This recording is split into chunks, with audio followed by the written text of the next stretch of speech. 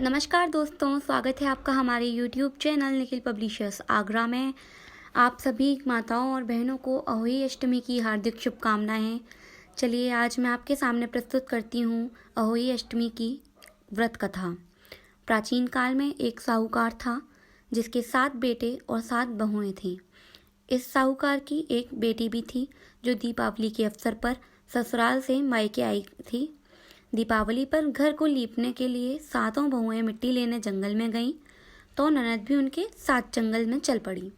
साहूकार की बेटी जहाँ मिट्टी ले रही थी उसी स्थान पर स्याहू अपने 7 बेटों के साथ रहती थी। खोदते हुए गलती से साहूकार की बेटी ने खुरपी से स्याहू का एक बच्चा मर गया।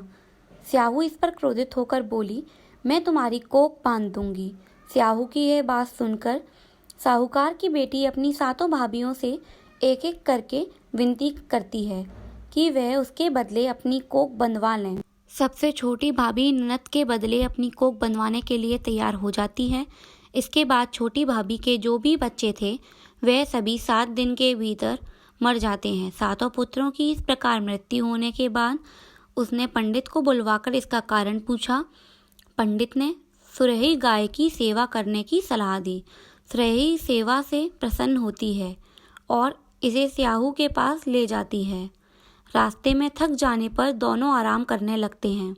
अचानक साहूकार की छोटी बहू की नज़र एक और जाती है। वह देखती है कि एक सांप गुरंखनी के बच्चे को डसने जा रहा था और वह सांप को मार देती है।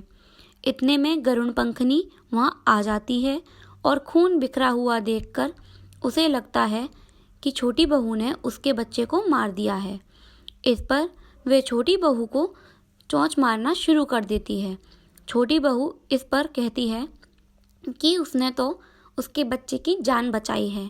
गरुण पंखनी इस पर खुश होती है और सुरही सहित उन्हें स्याहू के पास पहुंचा देती है। स्याहू छोटी बहू की सेवा से प्रसन्न होकर उसे 7 पुत्र और 7 बहुओं होने का आशीर्वाद देती है।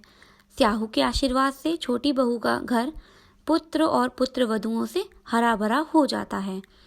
अहोई अष्टमी का अर्थ एक प्रकार से यह भी होता है अनहोनी को होनी बनाना, जैसे साहूकार की छोटी बहू ने करके दिखाया।